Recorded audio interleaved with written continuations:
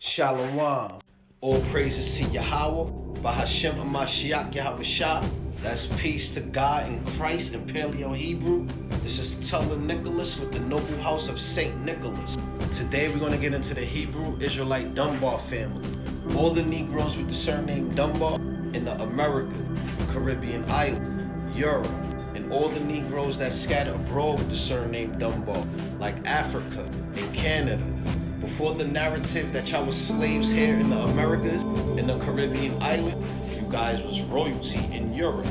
You guys was royalty in England, Scotland, and Ireland. England, Scotland, and Ireland was once ruled by our last Negro king, King Charles and the Stuarts. And this is a picture of King Charles I by Anthony Van Dyck circa 1635 in a silk vest worn by him when he was beheaded by Oliver Cromwell.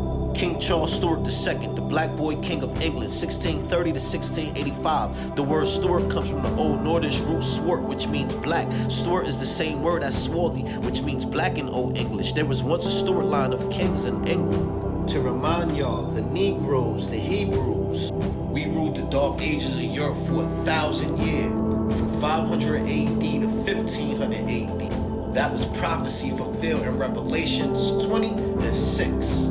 Blessed and holy is he that hath part in the first resurrection. On such the second death have no power, but they shall be priests of Yahweh and of Yahweh Shah, and shall reign with him 1,000 years. So from 500 AD to 1500 AD, we ruled with Christ and Yahweh as priests. Back in the 1100 AD, we created and stamped these family surnames like Dunbar as the Norman Barons. My question is, who were the Normans in 1066? On to the next slide, please. And here are the Normans.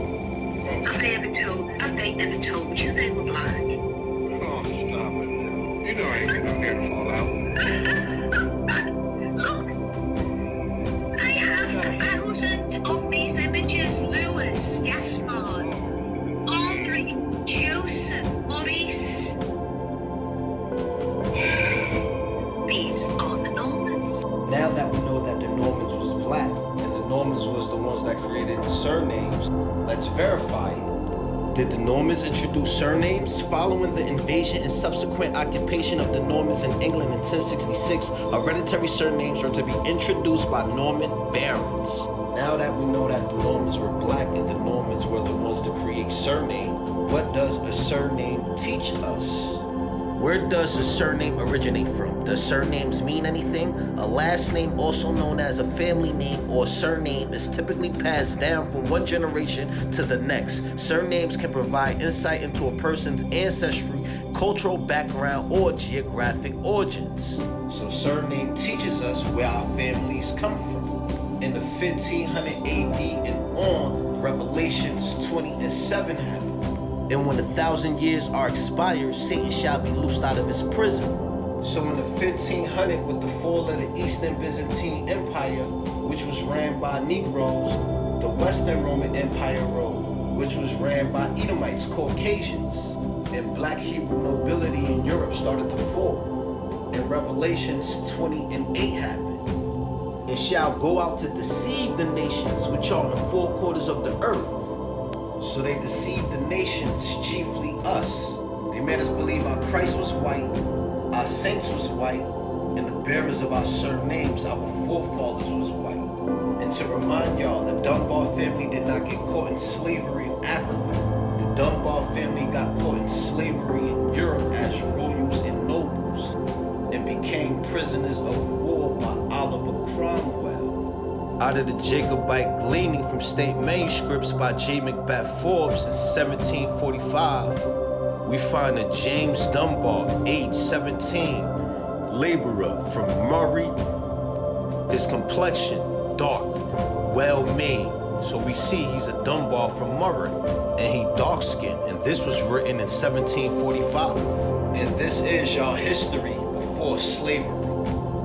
The etymology of Dunbar, a Bronician family in ancient Scotland, were the ancestors of those who first used the name Dunbar. They lived in the barony of Dunbar on the North Sea coast near Edinburgh. The place name comes from the Gaelic word dun, meaning a fort, and bar, meaning top or summit. Early origins of the Dunbar family. The surname Dunbar was first found in the barony of Dunbar in the Lothians, where they held a family seat from very early times. Ever since the 11th century, when Cospatrick was derived from the earldom of Northumberland by William the Conqueror and fled to Scotland.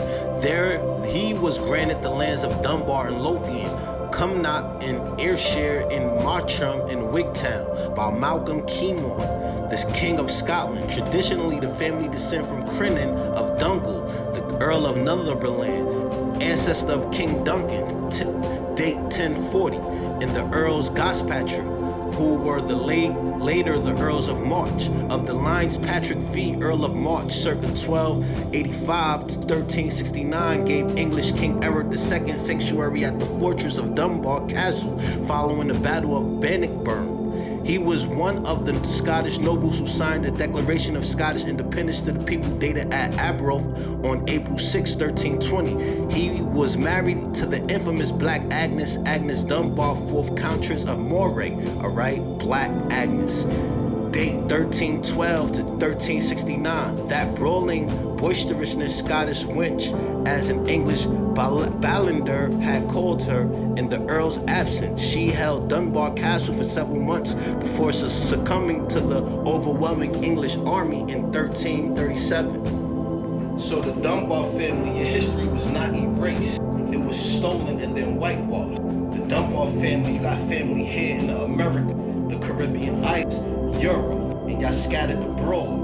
It's about time that y'all look into y'all coat of arms, house and name, and bear witness to your forefathers. Once y'all do that, y'all come together as one family of Hebrew Israelite. Once y'all do that, y'all come back to the Hamashiach, Yahweh who the world ignorantly calls Jesus Christ. Keep the commandments and get your blessing. This is Teller Nicholas with the noble house of Saint Nicholas. I hope the Dunbar family was edified. Shalom.